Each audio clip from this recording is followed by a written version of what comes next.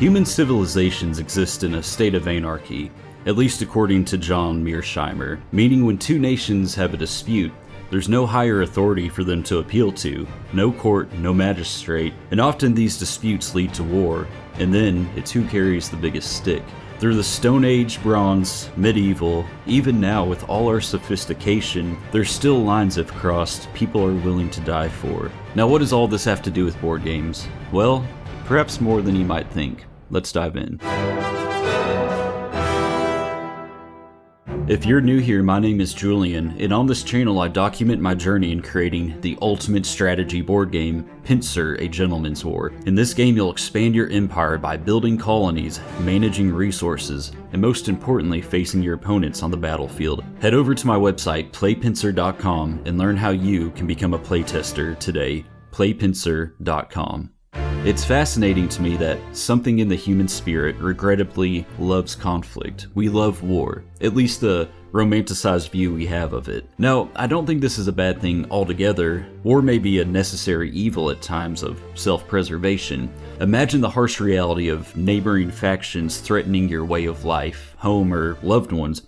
You may be right to pick up arms and wage war. At its core, this drive for peace through strength is a cornerstone of civilization, but strength isn't just physical. Battles are won with the head, not the hands, as the saying goes. And this might explain why we love board games. They simulate conflict in a way that strengthens our minds. Similar to playing fetch, most of our furry friends have never caught a bird or hunted anything, but that instinct is there, and we consider it play. That's exactly what board games are, I think, a way for us to play out a natural instinct in us. We've been doing this for ages. One of the oldest games recorded is Senet, an ancient Egyptian board game from over 4,000 years ago. Then you have Mancala, an ancient African game, Libo from the Chinese, but one that particularly interests me is the relatively more recent game of Chaturanga, an Indian war game from around the 7th century. The name Chaturanga refers to the 4 divisions of the Indian army at the time. You had infantry, cavalry,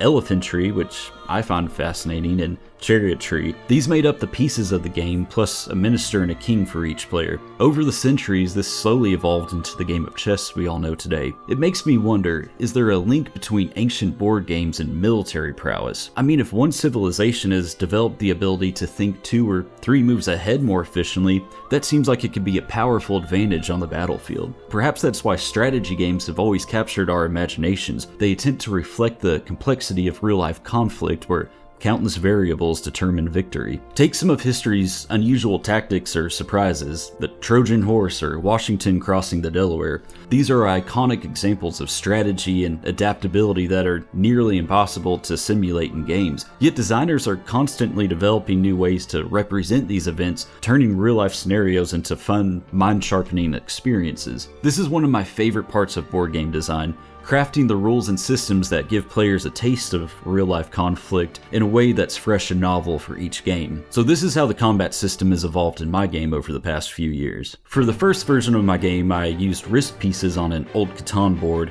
and the combat was extremely similar to Risk.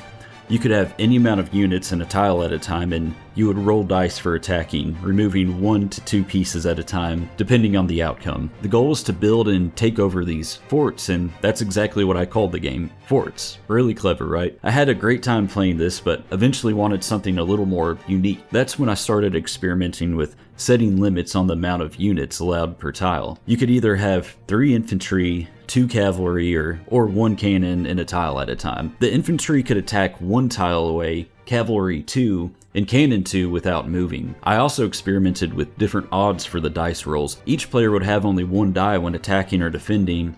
An infantry unit could be defeated by the standard 1-point difference in a die roll, but a cavalry had to be defeated by a 2-point difference and a cannon by a 3-point difference. This seemed to me genius at the time, but mathematically it was not. The issue that I never thought of before is that games like Risk actually benefit the offensive player, giving them 2 or 3 dice when rolling. This version of my game seemed to punish offensive maneuvers and lock players in a stalemate for hours upon end. This is when I gained a new respect for board game designers and realized how difficult it is to make a well-balanced game. I soon threw out this whole system and started from scratch. Before we continue, I'd like to thank all of you for liking and subscribing, and if you've enjoyed my channel, I'd ask you to consider supporting my work through becoming a channel member. Gain access to exclusive live streams, priority replies to comments, and custom loyalty badges. This will all help me fund the publishing of Pincer and to get it on your kitchen table one day. This is the point where I started experimenting with the more chess-based combat I use now, where one unit is allowed in a tile at a time, and attacks are made by simply moving into your opponent's tile and removing that piece from the board. Now, the iteration I used right before my most current system incorporated a sort of rock, paper, scissors approach though. Basically, cavalry beat musketeers, cannons beat cavalry, and then I think you can see the issue with this because musketeers beat cannon. This really made no sense that the cheapest unit in the game could beat the most expensive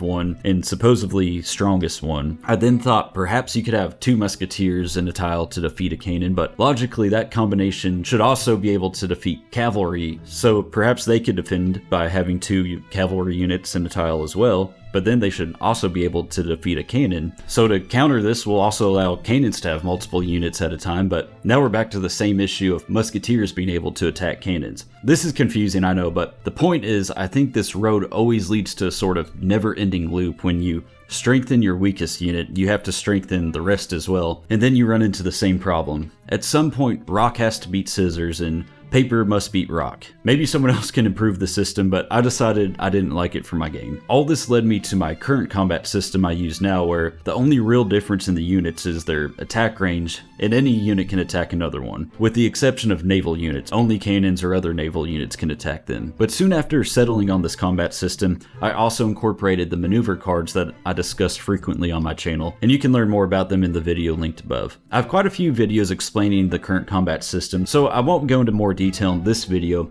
but I think it's fun to share how it's evolved over time. I think what I've come to realize is there's no such thing as the perfect combat system or board game. Some are more fun than others, but it also comes down to personal preference. If there was the perfect board game, we'd have no need to keep creating and improving them. It really is amazing living in the time we do now. We have so many resources at our disposal to prototype ideas and a large community of like-minded game enthusiasts to bounce ideas off of. Games that once developed over hundreds or maybe thousands of years can be playtested more rapidly and shared with a broader audience now. That's why I thank all of you for coming along this journey with me, sharpening my mind with your own ideas and feedback, and keeping the board game spirit alive in this digital age.